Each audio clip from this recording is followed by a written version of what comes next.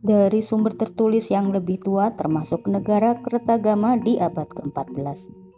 Tidak menyebutkan nama Blambangan untuk wilayah yang dikuasai Arya Wiraraja.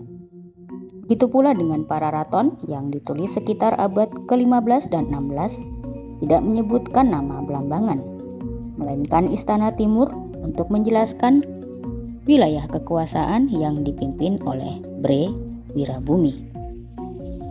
Nama Blambangan sebagai sebuah kerajaan baru muncul di abad-abad selanjutnya, yaitu di abad ke-18 di era Mataram Islam atau 2 abad setelah era Perang Haregrek.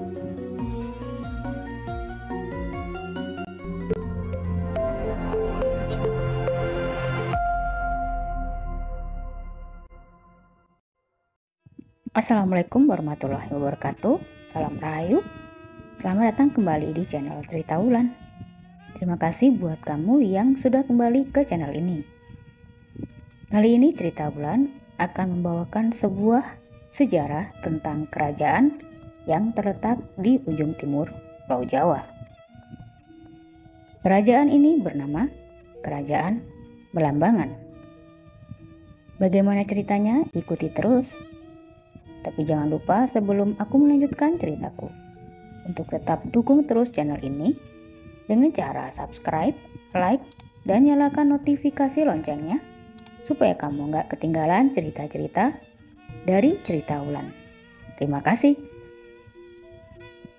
Inilah dia sejarah Kerajaan Blambangan.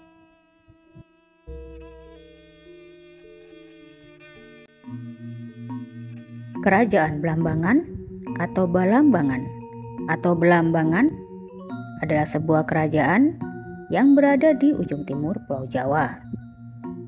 Karena berbagai sebab, Kerajaan Blambangan memiliki pusat pemerintahan yang berpindah-pindah ke beberapa titik di sekitar Tapal Kuda. Kerajaan ini memiliki sejarah panjang. Berkembang bersamaan kerajaan Hindu terbesar di Jawa, Majapahit. Setelah runtuhnya Majapahit di abad 15, Belambangan menjadi kerajaan satu-satunya yang bercorak Hindu di tanah Jawa, menguasai bagian ujung timur Jawa. Wilayah ini kemudian terbagi menjadi 5 kabupaten, yaitu Banyuwangi, Jember, Lumajang, Bondowoso, dan Situbondo. Pusat pemerintahannya berada di Banyuwangi. Hampir selama 300 tahun atau 3 abad lamanya, Blambangan berada di antara 2 fraksi politik yang berlawanan, yaitu Kerajaan Islam Mataram di sisi barat dan berbagai kerajaan Hindu di Pulau Bali, yaitu Gelge, Buleleng, dan Mengwi di timur. Bahasa yang umum digunakan adalah bahasa Osing. Saat masa pemerintahan Tawang Alun, Kerajaan Blambangan menjadi penguasa wilayah Jember, Situbondo, Lumajang, dan juga Bali. Rakyat yang tinggal di bawah pemerintahan Kerajaan Blambangan hidup dengan makmur. Tak hanya hidup makmur, Kerajaan Blambangan akhirnya menjadi damai setelah bertahun-tahun mengalami peperangan. Selain menjadi vasal atau kerajaan bawahan Majapahit, Blambangan juga pernah berada di bawah kekuasaan kerajaan-kerajaan di Bali.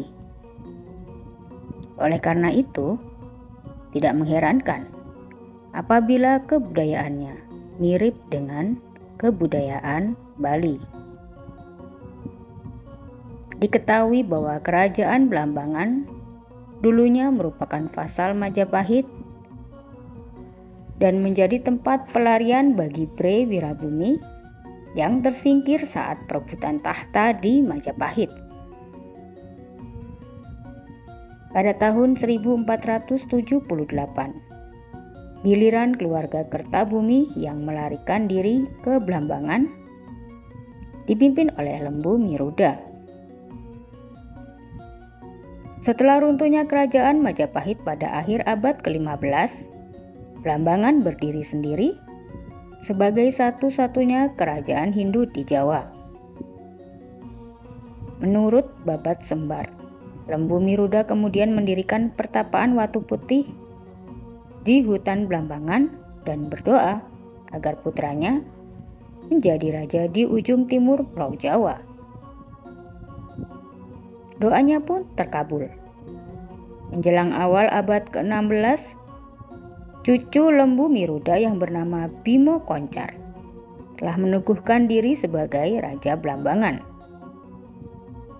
Blambangan tak pernah tunduk terhadap hegemoni kerajaan besar yang bernama Majapahit. Perseteruan antara kerajaan Majapahit dan kerajaan Blambangan melahirkan sebuah kisah peperangan yang dikenal dengan sebutan Perang Paregreg. Tidak ada keterangan yang jelas sejak kapan kerajaan Blambangan ini berdiri.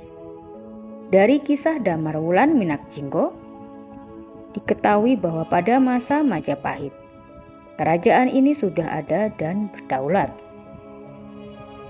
Namun demikian,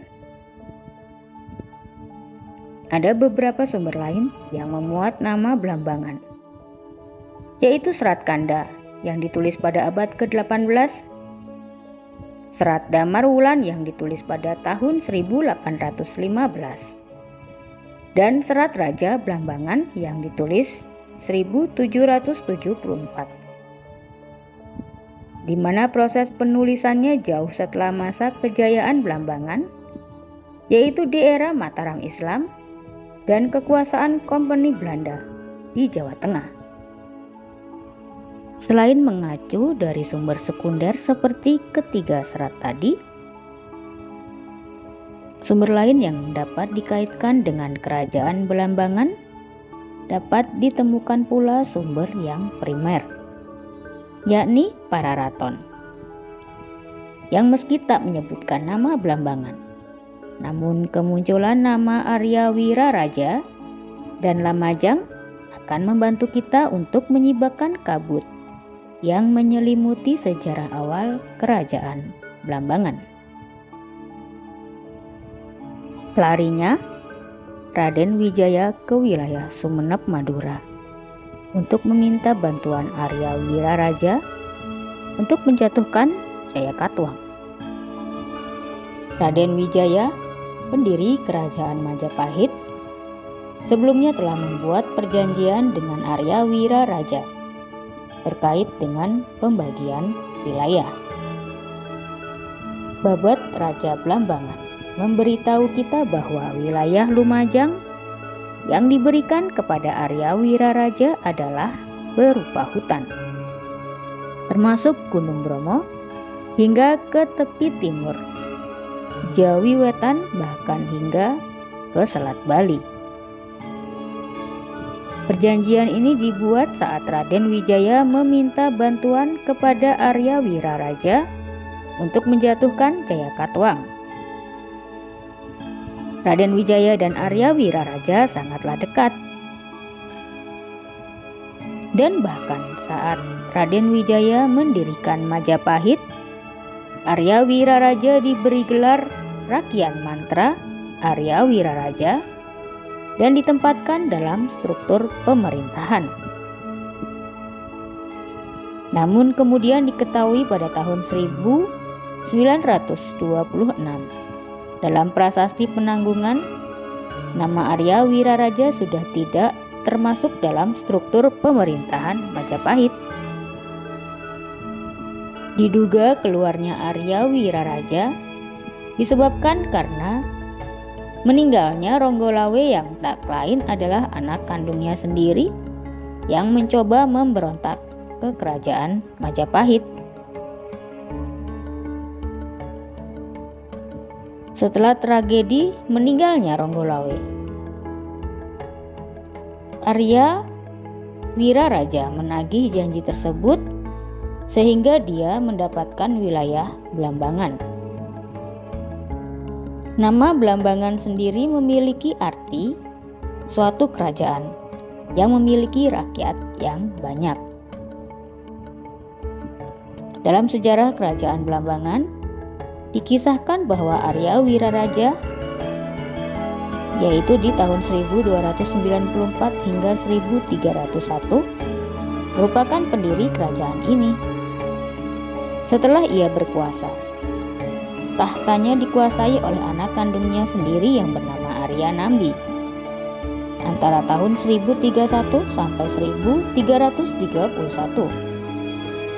Intrik politik saat itu sempat terjadi sehingga sempat membuat kerajaan Blambangan menjadi kosong kekuasaannya. Kekosongan tahta terjadi sampai tahun 1352 dan dikabarkan selama tahta kosong diisi oleh Siro Dalem Sri Bimo Cili Kapakisan, saudara tertua Dalem Sri Bimo Cakti di Pasuruan, Dalem Sri Kapakisan di Sumbawa, dan Dalem Sri Kresno Kapakisan di Bali. Babat Raja Blambangan berkesesuaian pada apa yang ditulis pada Pararaton. Dikisahkan pada tahun 1316, Nambi, seorang pengikut setia Raden Wijaya, sekaligus merupakan patih Amangkubumi Majapahit yang pertama. Pemberontakan pada masa pemerintahan Jaya Negara seperti apa yang dijelaskan Pararaton. Riwayat lain yaitu Kidung Sora Ndoka menceritakan pemberontakan Nambi terjadi setelah kewafatan ayahnya yang bernama Pranaraja. Pararaton menjelaskan Nambi wafat dalam benteng pertahanannya di Desa Rabut, Uhabayang, setelah dikeroyok oleh Jabung Trewes, Lembu Peteng, dan ikal-ikalan Bang. Setelah sebelumnya benteng pertahanan lain digending dan daerah lain dihancurkan oleh pasukan Majapahit. Akhirnya Nambi dan seluruh keluarganya wafat dalam serangan tersebut. Menurut kitab Negara Kretagama, yang memimpin serangan penumpasan tersebut adalah Jaya Negara sendiri. Dalam peristiwa tersebut, Nambi jelas berada di Lamajang dan dibantu oleh pasukan Mojopahit Timur. Wilayah yang menjadi kekuasaan Wiraraja. Namun tidak dijelaskan apakah Wiraraja masih hidup di saat peristiwa itu terjadi. Perang Paregreg. Peperangan antara Keraton Barat melawan Keraton Timur dalam wilayah Majapahit, Kedaton Wetan, dan Perang Paregreg pada tahun 1406.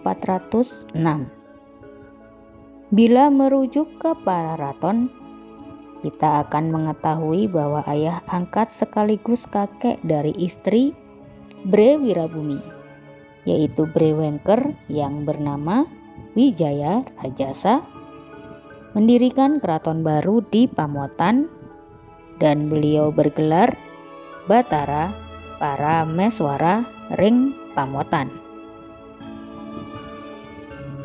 Batara Parameswara ini juga adalah mertua dari Hayam Wuruk,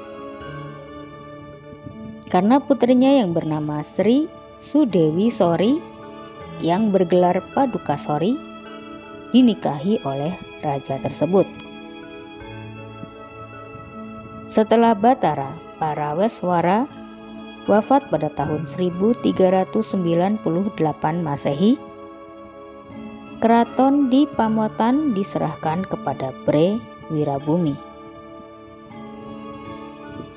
bila dihubungkan antara berita para raton dengan berita pada sejarah dinasti Ming, kita bisa melihat adanya kesesuaian kronik Cina yang memberitahukan bahwa pada tahun 1403 Masehi di Jawa terdapat kerajaan barat dan kerajaan timur yang sedang berseteru. Diceritakan bahwa pada tahun itu Bre Wirabumi, penguasa kerajaan timur, mengirim utusan kepada Cina untuk mendapatkan pengakuan dari Kaisar Cina. Hal ini membuat Wikramawardhana, penguasa kerajaan barat, marah, dan ia segera membatalkan masa kependetaannya yang telah dia mulai sejak tahun 1400 Masehi. Dan selama itu roda pemerintahan dipegang oleh istrinya yang bernama Kusuma Wardani. Dengan begitu, jelas bahwa penguasa kerajaan timur yang diberikan oleh sejarah dinasti Ming ini mengacu pada penguasa di Pamotan, yakni Bre Wirabumi. Kemudian muncul pertanyaan baru. Apakah istilah kerajaan timur pada masa Bre Wirabumi sama dengan istilah istana timur pada masa Arya Wiraraja? Pada tahun 1403 Masehi, Kaisar Yunglo di Cina mengirim utusan ke Jawa memberitahukan bahwa dirinya lah yang sekarang menjadi Kaisar Cina. Hubungan Cina dengan Jawa makin dekat. Ketika Wikramawardhana menerima stempel perak berlapis emas dari Kaisar Yunglo sebagai tanda terima kasih, sebab Wikramawardhana telah memberikan upeti ketika mengutus utusannya ke negeri Cina. Dan stempel ini yang ternyata kemudian membangkitkan keinginan Bre Wirabumi untuk juga mengirimkan upeti ke Cina. Dan ternyata pengiriman utusan juga upeti Bre Wirabumi ini memiliki maksud yang khusus, yaitu meminta pengakuan dari Kaisar Cina. Pengesahan resmi Kaisar Cina terhadap Bre Wirabumi di Kerajaan Timur membuat geram Wikramawardhana yang sedang menjalani masa pertapaan. Ketika mendengar Bre Wirabumi diakui oleh Kaisar Cina pada tahun 1403 Masehi,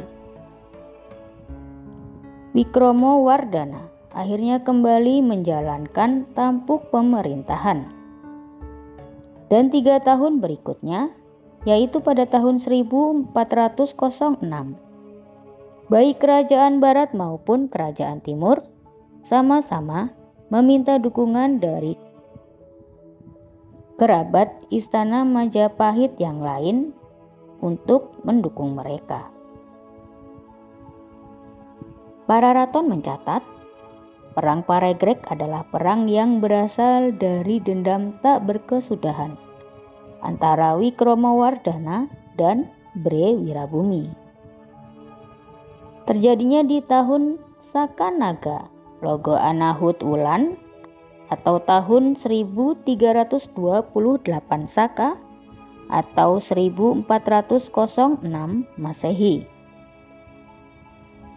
Setelah Wikramawardhana berhasil mengalahkan kerajaan timur, Bre Wirabumi melarikan diri saat malam hari dengan menumpang perahu, namun dia berhasil ditangkap oleh Bre Narapati Raden Gajah dan wafat karena dihilangkan nyawanya.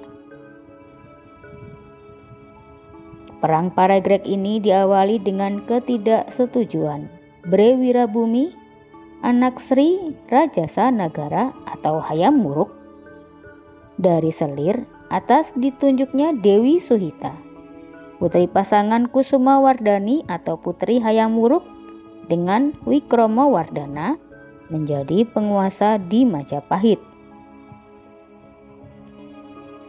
Sebelumnya pada tahun 1389 Masehi, Wikromo Wardana, menantu sekaligus keponakan Hayam Wuruk, dinobatkan menjadi raja.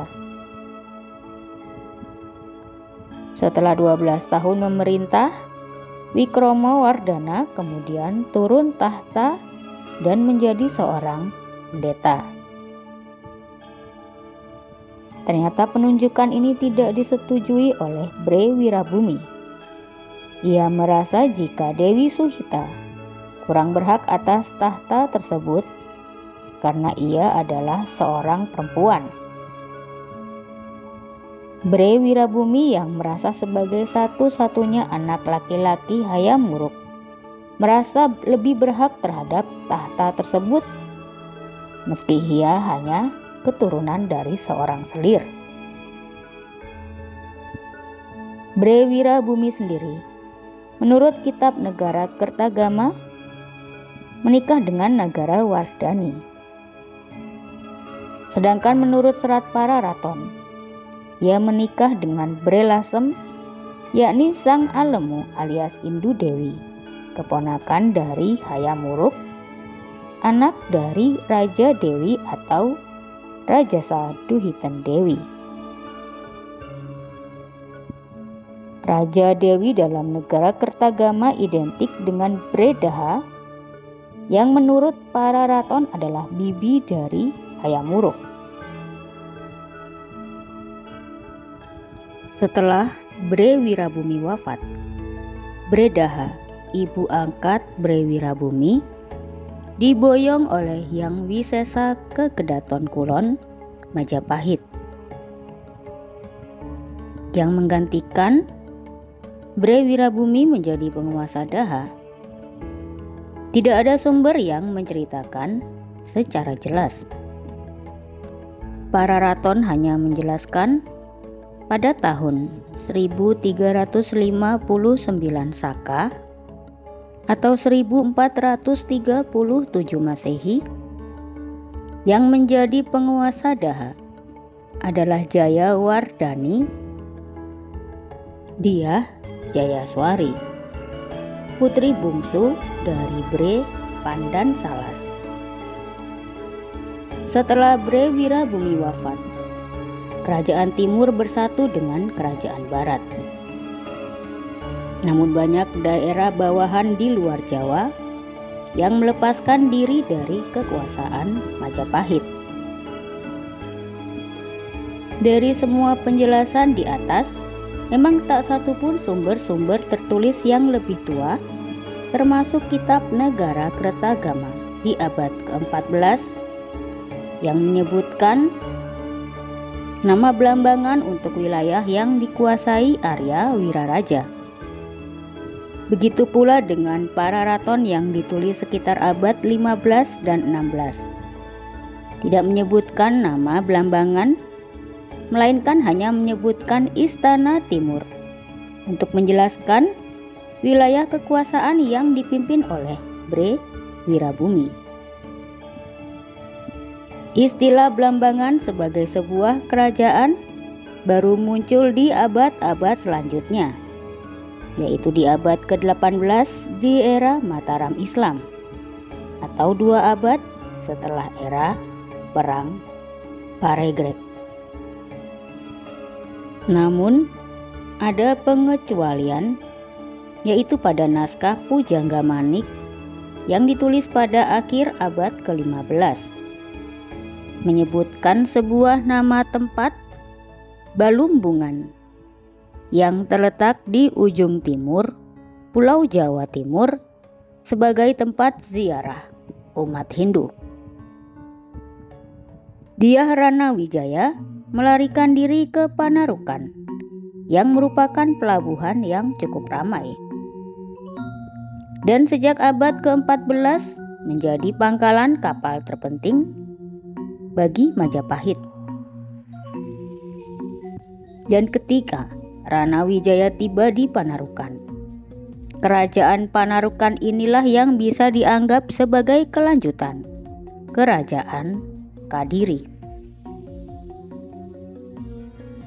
Sedangkan penuturan sejarawan Belanda dapat dikatakan jika Kerajaan Panarukan inilah yang diidentifikasi sebagai Kerajaan Blambangan. Sesuai berita Portugis yang menyebutkan adanya utusan kerajaan Hindu di Panarukan ke Malaka pada tahun 1528 Masehi, setahun setelah Dyah Ranawijaya diserang oleh Demak. Utusan dari Panarukan ini bermaksud mendapat dukungan orang-orang Portugis yang tentunya menghadang pengaruh Islam ke Jawa. Bukti lain bahwa Panarukan adalah bagian dari Blambangan adalah peristiwa terbunuhnya Sultan Trenggono, raja ketiga Kerajaan Demak pada tahun 1546 Masehi. Hanya saja tidak ada kepastian atau kejelasan sejak kapan pusat kerajaan Blambangan berpindah dari Panarukan ke wilayah yang lebih timur. Roda pemerintahan masih terus berlanjut hingga masa kejayaan Kerajaan Blambangan tercapai. Tawang Alun II tahun 1665 hingga 1691 Masehi, atau Raja Blambangan ke-8 adalah raja yang termasyhur. Pada masa pemerintahan Tawang Alun inilah wilayah Kerajaan Blambangan yang meliputi daerah Jember, Lumajang, Situbondo. Dikisahkan bahwa Raja Tawang Alun memiliki toleransi yang tinggi. Karena walaupun beliau sendiri adalah penganut agama Hindu yang taat, raja ini tidak melarang komunitas Islam berkembang. Yang menjadi fokusnya adalah bagaimana caranya melawan arus dominasi asing. Sebelum memindahkan ibu kota ke Macan Putih, Tawang Alun sempat mendirikan ibu kota di wilayah Rawabayu. Dipindahkannya ibu kota ini karena adanya serangan dari adik Tawang Alun sendiri yang bernama Mas Wilah yang melakukan pemberontakan. Menurut yang dituturkan penduduk setempat, Tawang Alun sempat mendirikan sebuah tempat pertapaan di daerah Rawabayu.